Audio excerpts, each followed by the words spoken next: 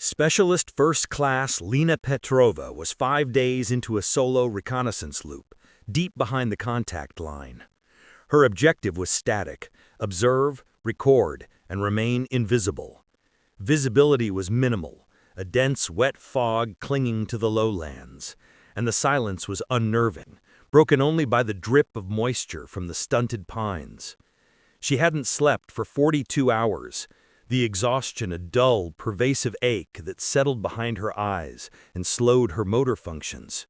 Her body demanded rest, but her internal operational clock was paramount. She checked her position, verifying the azimuth and distance against the pre-programmed route, her gloved fingers meticulously tracing the lines on the map.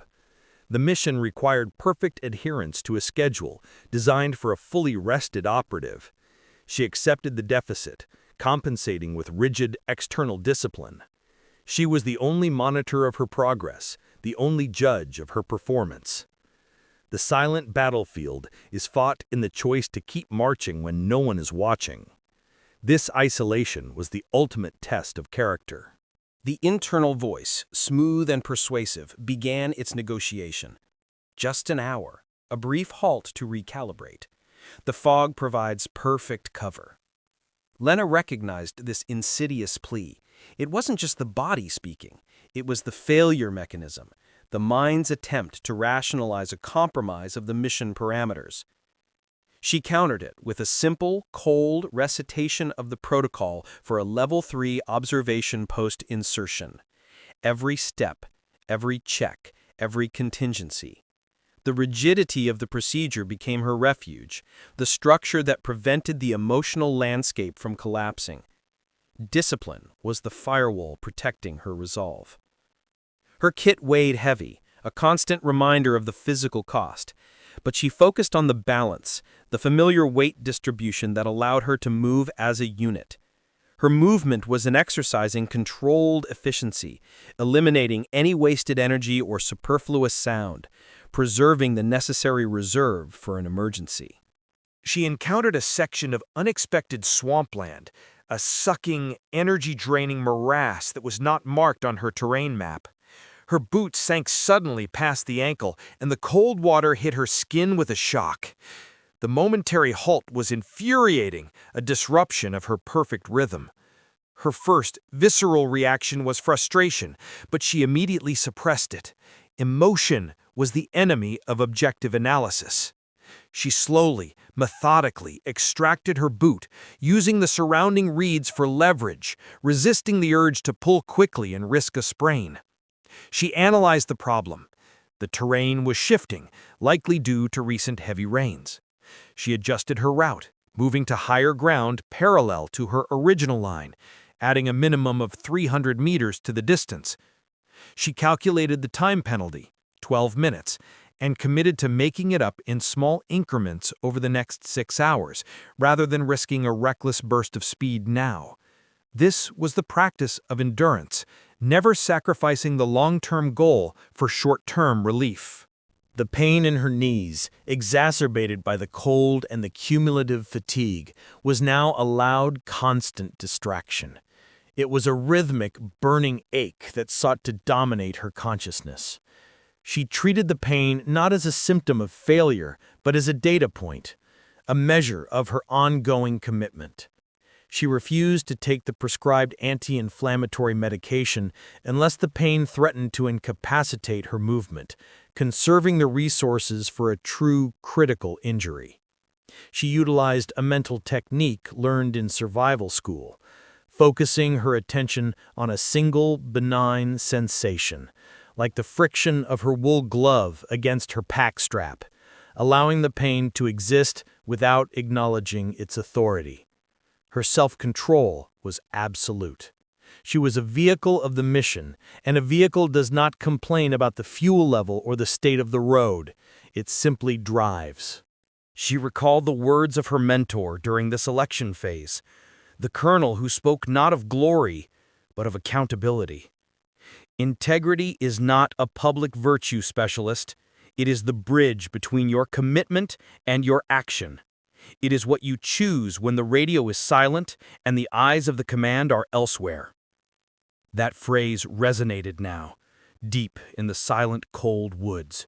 She could easily report a delay due to unforeseen terrain difficulties and rest for an hour.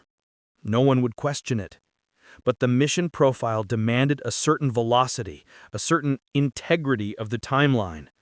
To falter now would be to break the bridge, to create a gap between the promise she made in the briefing room and the reality of her execution.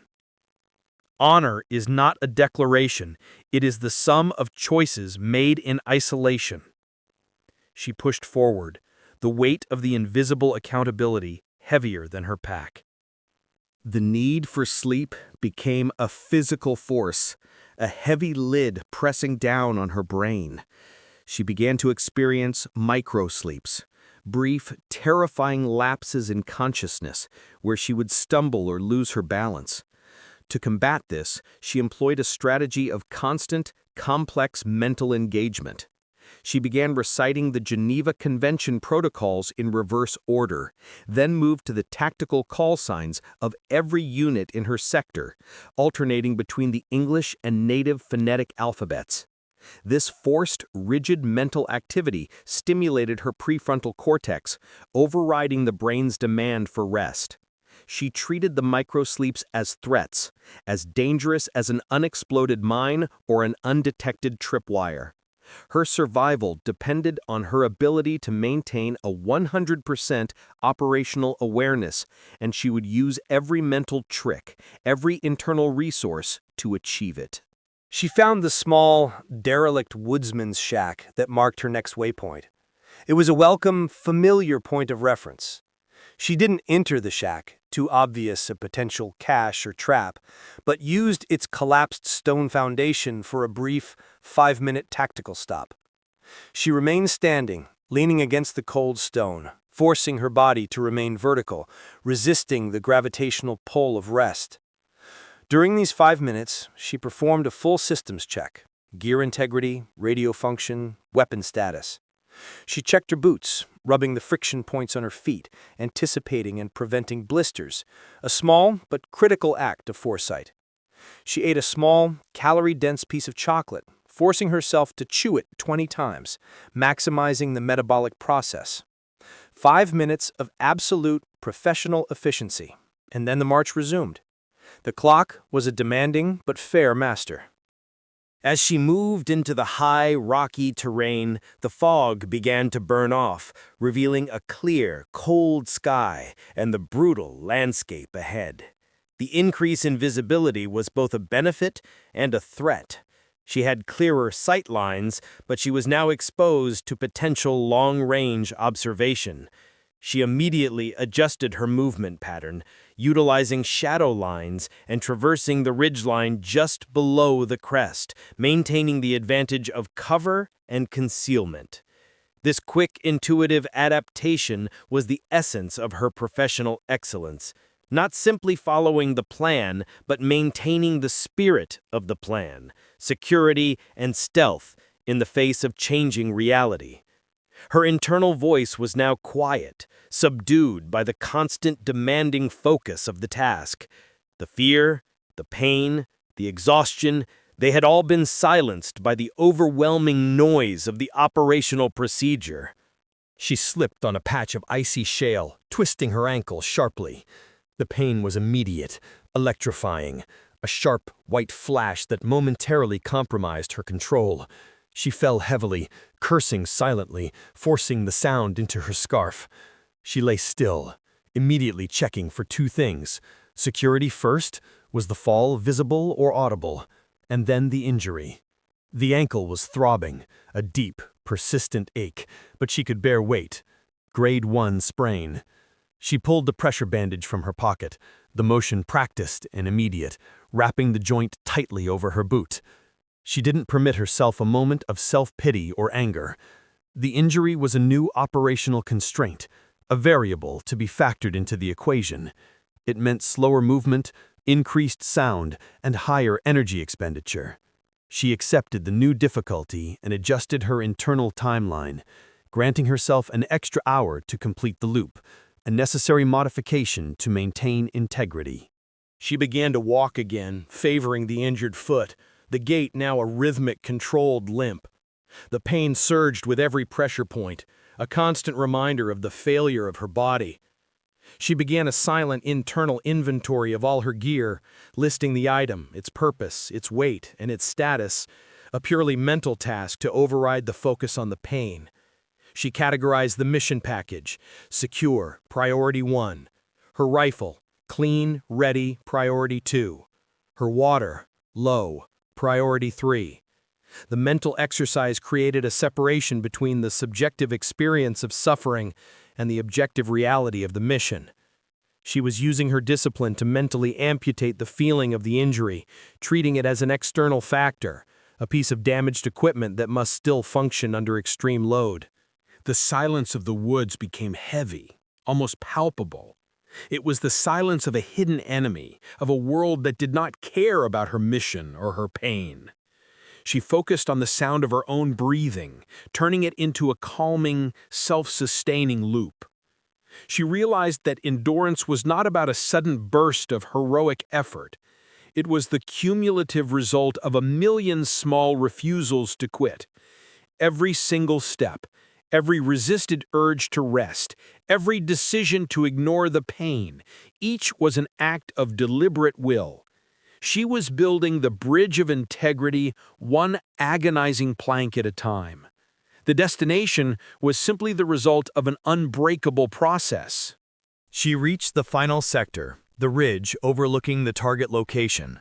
The sun was fully up now, but the angle provided good shadow cover. She spent 30 minutes in a deliberate, unmoving observation cycle, using her long-range optics to survey the objective. Her hands, though cold, were perfectly steady, a testament to her controlled breathing and sheer will.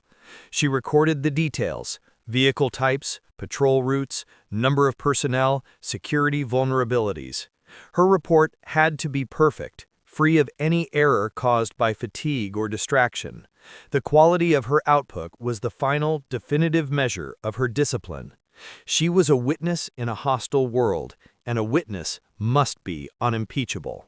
She finished the observation and began the extraction phase. The rule of extraction was simple: get out fast, leave no trace, maintain integrity. She moved with increased urgency now, the mission objective completed, the mental burden slightly eased.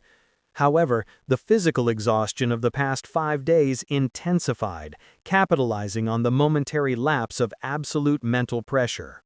Her muscles felt like lead weights, and she could feel the telltale tremor of deep fatigue in her hands.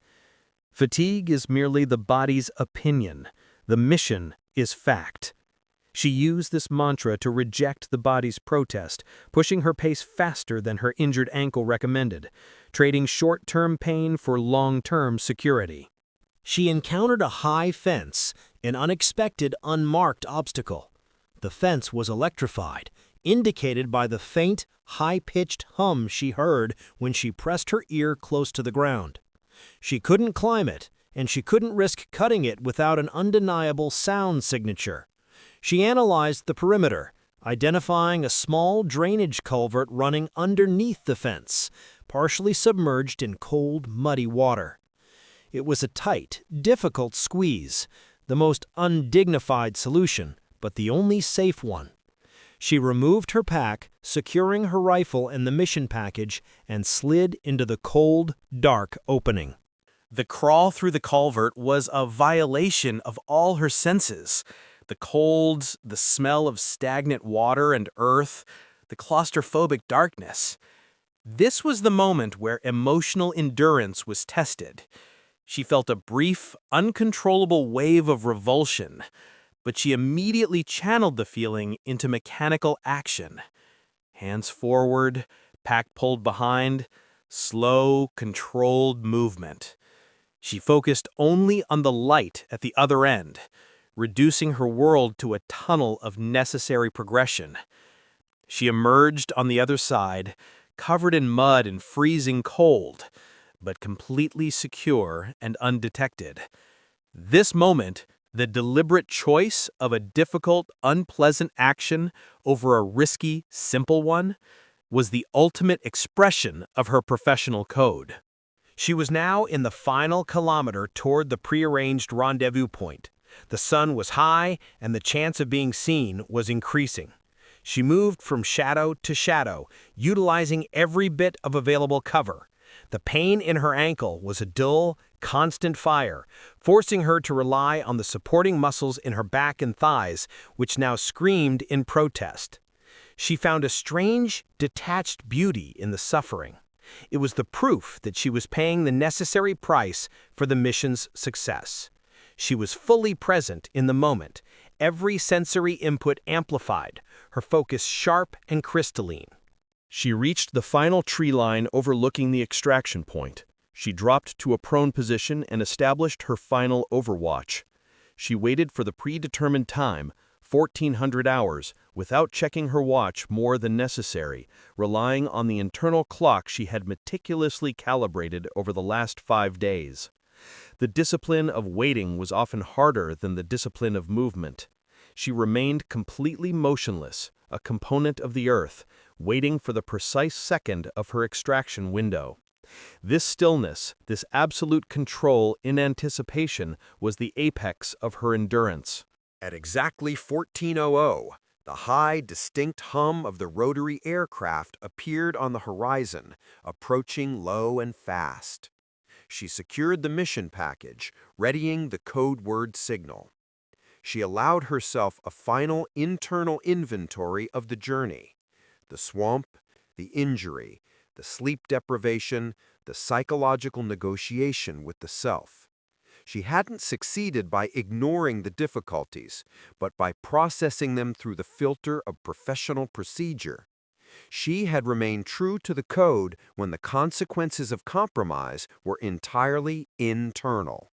This quiet integrity was the defining victory. The aircraft landed in a controlled burst of noise and rotor wash.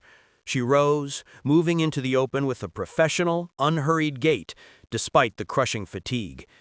She met the extraction team, her face expressionless, her report concise. Petrova, status green, package secure. 2-hour delay due to unexpected terrain and ankle injury. Details follow. She handed over the cylinder, the physical evidence of her success. No mention of the 20,000 steps, the pain, or the mental battle. Her entire 5 days of suffering was summarized in a single, efficient sentence.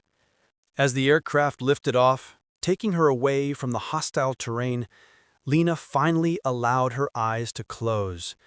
She felt the heavy weight of exhaustion, but underlying it was a core of cold, quiet satisfaction. She had faced the ultimate internal enemy, the desire for ease, and defeated it with an unyielding commitment to her code. The bridge of integrity was sound. Her body was broken, but her will was whole. The final thought, settling into the quiet space of her mind before the inevitable sleep, was one of profound, silent victory. She had earned her own respect, and that was the only coin that mattered.